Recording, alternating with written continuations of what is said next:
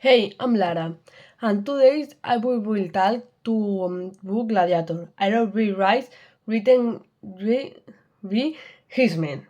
David Graham. It's a historical fiction novel that takes the story of a Roman general who loses everything and becomes a gladiator. The story takes place in ancient Rome, and the main character is Maximus and Roman generate. Another important character is Proximo, the man who trains Maximus as a gladiator. Maximus wins a great battle and chosen by Emperor Marcus Aurelius to be the leader of Rome. After Marcus' death, his Commodus takes over the power and Brad Maximus loves, and everything and becomes a self later turning into gladiator. He becomes more recognizable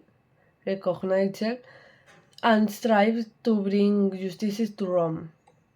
The main terms in the book are loyalty and justice.